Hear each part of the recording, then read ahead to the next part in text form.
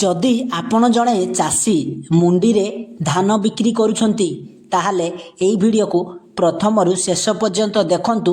ଯଦିଓ ଆପଣଙ୍କର କିଛି ଧାନ ରହିଯାଉଛି ତାହେଲେ ତାକୁ ତୁମେ ଆଉ ଥରେ ବିକ୍ରି କରିପାରିବ କି କ'ଣ କରିବ ତାକୁ ଆପଣ ଠିକ୍ ଭାବରେ ଜାଣିପାରିବେ।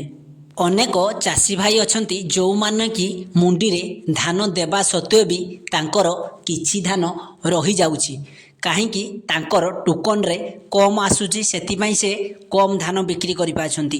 ଯେଉଁ ଧାନ ରହିଯାଉଛି ବଳକା ଧାନକୁ କ'ଣ କରିବେ?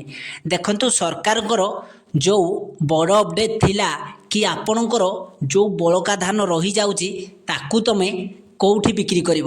ଦେଖନ୍ତୁ, ଆପଣ ଯେତେବେଳେ ବଳକା ଧାନ ରହିଯାଉଛି ସେ ଧାନକୁ ଆପଣମାନେ ନିଜେ ଖାଇପାରିବେ, ନଚେତ୍ ଆପଣ ବାହାରେ ବିକ୍ରି କରିପାରିବେ। ବାହାରେ କହିଲେ ଯେମିତିକି ଗାଡ଼ି, କେଉଁ ଗାଡ଼ି ମାଧ୍ୟମରେ, ଯେଉଁ ଗାଡ଼ି ଗାଁ ଗାଡ଼ି ମଧ୍ୟ ଆସେ କିମ୍ବା କେଉଁଠିକି ନେଇକି ଆପଣ କାହାକୁ ଦେଇପାରିବେ। ସେମିତି କରି ଆପଣ ସେ ଧାନକୁ ବିକ୍ରି କରିପାରିବେ। ନଚେତ୍ ସେ ବଳକା ଧାନକୁ ସରକାର ଆଉ ନେବେନି, ଯାହାଦ୍ୱାରା ଆପଣ ଯଦି ସେ ଧାନକୁ ରଖିବେ ଘରେ ତାହେଲେ ପରେ ସରକାର ନେବେ ବୋଲି ଯଦି ଆପଣ ଭାବୁଛନ୍ତି ସରକାର ପରେ ସେ ଧାନକୁ ନେବେ ତାହେଲେ ଆପଣ ଭୁଲ ଭାବୁଛନ୍ତି। କାହିଁକି ନା ସରକାର ସେ ଧାନକୁ ଆଉ ନେବେ ନାହିଁ। ଯାହାଦ୍ୱାରା ଯଦିଓ ଆପଣ ଘରେ ରଖ ତାହେଲେ ସେ ଧାନରେ ବୋମା ଲାଗିଯିବ, ଯାହାଦ୍ୱାରା ଆପଣମାନେ ସେ ଧାନ ନଷ୍ଟ ହୋଇଯିବ।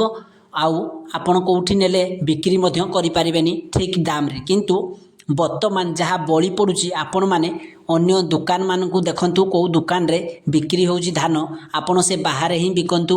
କିଛି ରେଟ୍ କମିଯାଇପାରେ କିନ୍ତୁ ଧାନର ଠିକ୍ଠାକ୍ ତୁମେ ବିକିପାରିବ, ତା'ର ମୂଲ୍ୟ କିଛି ପାଇପାରିବ। ନଚେତ୍ ଯଦିଓ ତୁମେ ଘରେ ରଖ ତାହେଲେ ସେଠି ବୋମା ଲାଗିଯିବ।